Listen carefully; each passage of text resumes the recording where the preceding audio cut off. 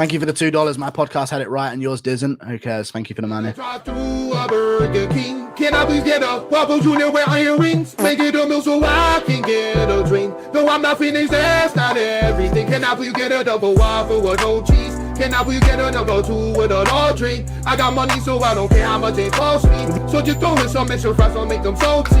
All the cheese gonna make my booty drip drip. Expect a better Umar versus Corey. He was coming off a year layoff and surgery and had a bad hand injury. Sick grappling, dangerous striking. Don't hate on me. I'm not. What am I hating on you for? He's going to be good. He doesn't deserve the shot against Corey Sandhagen regardless.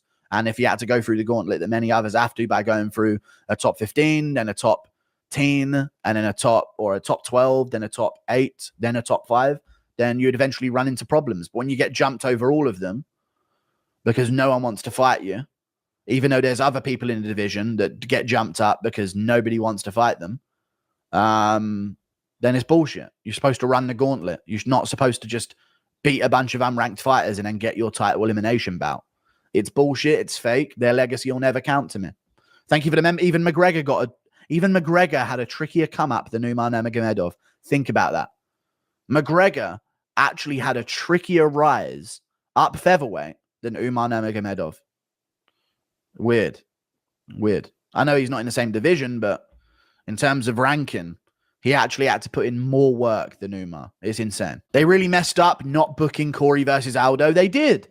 I don't know why they wouldn't. It's a bigger fight. The only reason to not is to want a champion from that certain region. It's not star power. It's not like Umar is like, wow, what a superstar. He's a name, but it's not over Aldo in terms of a big fight you can put on.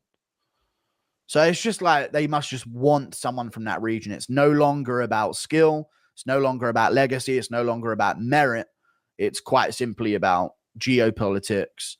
We have to have talent from everywhere, even if the talent doesn't exist there. I'm not saying the talent doesn't exist there, but they just need, because if they're going around the world to Saudi and Abu Dhabi now more often, what are they going to headline it with?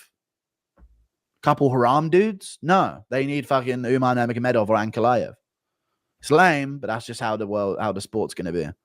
Same thing when they started going to Paris. Why did they sign Charrier instead of Vucenic and Hughes? Now PFL has Hughes. Want to know why? UFC's already got Ireland. They had McGregor. They don't need anyone else. They have Ian Gary. How the fuck did Uncle Chael score it 5-0 for Pantoja? People aren't watching his content anymore because he does just waffle. So now he has to have an outrageous take for people to click.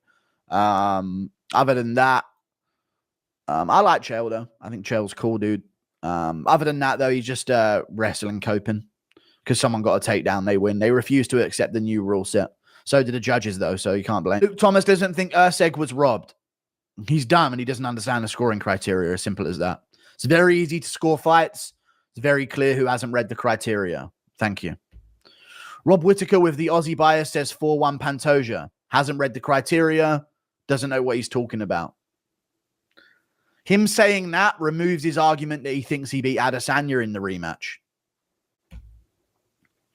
He hinders himself. He also said he wasn't really watching. So what he's going to see is a takedown at the end of a round and think that Pantoja's won. He did say he wasn't even really watching. So that doesn't mean anything. I don't give a fuck about his words. People need to stop yapping about shit if they ain't watching it closely. Chat, I'm saying this right now, and I'm being 100% honest with you here. I have the best eye for scoring fights live out of anyone in the fucking world. Not only did I say 2, 3, and 4 Urseg on damage, but I also said, and I bet you the Weasel's going to rescore round 5 and it will come back that Urseg has landed the better shots and would have won the fight and would have won round 5. And everyone was like, round 5? I was like, yeah, round 5. Dude, I'm the best at that shit, man. I'm the absolute best at that shit. Dead on. You're not good at predictions. I'm exactly the same bar 1% that I was last year where I was the best on MMA YouTube. So, shut up. Toja beat your boy. Hold the L with some grace. He just didn't. You're going to keep coping, but he just didn't.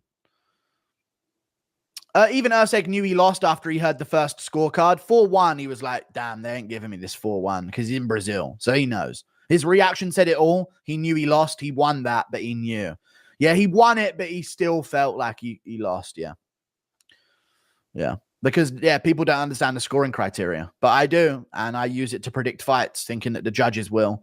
But the problem is, when Jake Hadley nearly subbed and finished Cody Durden twice in round 2 of their fight, where Durden didn't do much back to him and they were nearly even on significant strikes, they didn't give the round to Jake Hadley. They gave it to Cody Durden on every scorecard, 30-27, even though he nearly finished him with submissions twice in that round. Like really bad positions where he's elbowing his head while he's in a triangle. And they didn't even give him that round. They gave Pantoja rounds for no submission attempts at all. No successful grappling, just holding.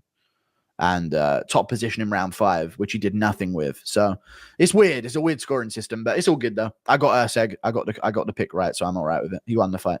Does the criteria apply to Diddy P beating Sean? No, I literally just said it doesn't have a clear criteria on because remember the Weasel gave it to Drickus.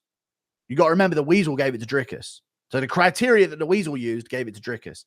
But in my opinion, I think they should be a bit more lenient, and I'm not just going to say, oh, on the strikes that landed, it goes to Drickus, because I think it should have a better on paper, in writing thing about carried over damage, and if it improves, like, because Drickus' eyes were more swollen in the 3rd round than they were going into the 2nd. So clearly Strickland still affected him, but they applied it to the 1st round because that's when the swelling began. You know what I'm saying? Said clearly won. Chat is I think chat is just looking for rage bait on me most of the time. And it kind of is annoying these days because I do not like it. It's lame. We don't ever get to like rejoice or be on each other's team about something. But yeah, new chat's just dumb as fuck. Don't say chat. Just say new chat. They're all dumb little tards. I just discovered multiple videos of Lucas Tracy publicly doing TikTok dances with his shirt off. What the fuck is your boy doing? He wanted to have some level. He's famous on Instagram, you know. You look at his Instagram followers. He's got like 700K. But he was a TikToker. He was a cringe TikToker before he was doing YouTube. Nothing wrong with it, dude. He wanted to hustle. Let him dance and shuffle in the middle of a Walmart for 20 days until it every day until it's viral or something, was it? I don't know. There's nothing cringe about it, dude. Nothing cringe about it. It's brave, dude. I wouldn't do that. I wouldn't do it. Shout out to him. It's got to take some confidence. Go MMA. You say the wrong thing and I can neutralize a source of your income in a snap of the fingers like that. You little leech parasite human. Add that to the outro of your fucking video.